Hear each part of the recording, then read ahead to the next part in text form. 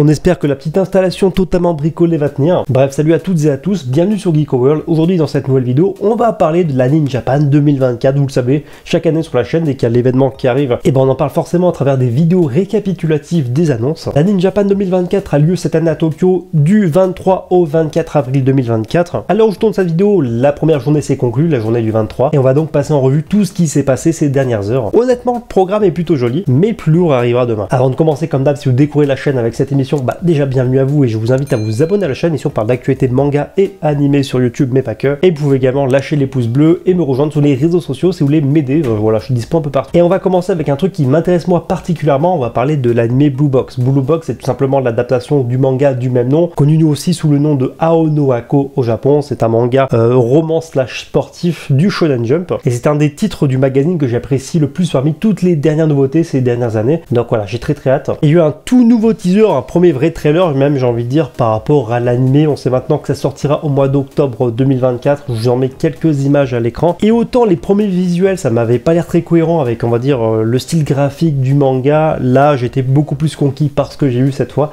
Vous m'en direz des nouvelles. Si ça cartonne, ça peut potentiellement être un des hits de 2024. On verra bien à ce moment-là. Toujours en parlant du Weekly Shonen Jump, il y a My Hero Academia saison 7 qui s'est dévoilé un petit peu plus à travers un nouveau teaser voilà, d'une quinzaine de secondes mettant en avant l'affrontement Shoto et Dabi. J'en dis pas plus, pas de spoiler d'ici. En espérant vraiment que la saison 7 en termes d'animation, en termes de qualité, soit à la hauteur du contenu dans le manga. Parce que pour la saison 6, voilà, des fois tu avais des décalages entre les planches du manga qui étaient incroyables et le rendu qui était pas forcément pareil ou à la hauteur dans l'animé. Je dis pas que My Hero Academia n'est pas un animé qualitatif, au contraire c'est extrêmement qualitatif, c'est plutôt régulier en termes de qualité. Mais comme on s'approche de la fin et que c'est un arc assez lourd et assez, on va dire, ambitieux, ça serait pas mal que l'animé suive à 100% là-dessus. Et pour rappel, ça sortira le 4 mai 2024. Honnêtement, je pensais pas, mais bon, finalement, on va y avoir une suite pour Fortnite of the Apocalypse, excusez mon accent, la suite de Seven Deadly Sins, le spin-off, si vous préférez, de Seven Deadly Sins, Nanatsu no Taizai. Et la saison 2 qui a été officialisée, on n'en sait pas plus pour le moment, voilà, j'imagine que ce sera Netflix également qui distribuera la suite. On va parler d'un animé qui commence à dater un petit peu, et une de ses suites, ou en tout cas un spin-off, on va parler de Code Geass, parce qu'il y a le nouvel animé Code Geass Rosé of the Recapture, qui va sortir, ça a été annoncé pour sortir sur Disney Plus au mois de juin. Alors je vous avoue que, mis à part, on va dire, le Code Geass original, donc les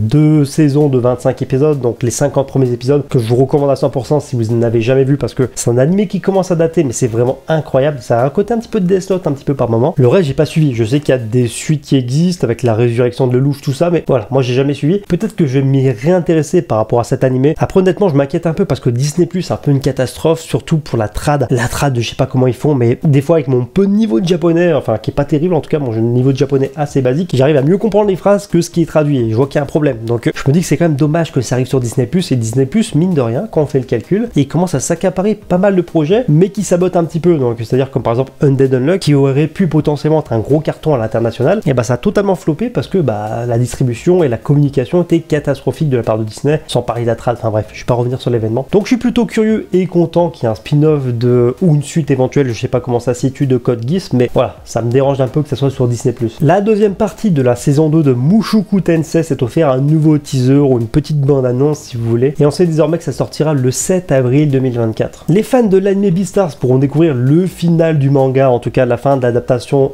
du manga en animé grâce à Netflix, parce que ça y est, Netflix a officialisé l'arrivée d'une saison finale en première partie, en tout cas une première partie de saison finale pour Beastars, et ça sortira en 2024 sur Netflix, on n'en sait pas plus pour l'instant. Il y a également eu un nouveau trailer pour une adaptation que j'attends, c'est Trillion Games, l'animé, donc adapté du manga du même nom. Donc il y a eu des nouvelles images, un nouveau visuel, et on sait que ça sortira au mois d'octobre 2024, en même temps que Dandadan. Et pour les fans de la saga Baki et Kengan Ashura, voilà, ces deux univers qui sont complètement liés, il faut savoir que Netflix a annoncé un crossover entre Baki et Kengan Ashura. Alors j'ai pas assez suivi le manga pour savoir si c'est une véritable adaptation ou une œuvre originale, bon on verra, mais sachez que ça sortira le 6 juin 2024 sur Netflix. Et voilà globalement pour toutes les annonces majeures, les annonces principales par rapport à cette première journée de l'Anime Japan. Une première journée intéressante, mais on garde le meilleur pour la fin avec la journée de demain, donc ça commencera, les festivités commenceront cette nuit, mais soyez au rendez-vous parce que de toute façon on en reparlera en détail et on va dire que les plus gros animés sont attendus pour demain. Donc j'espère que vous êtes impatients parce que moi oui.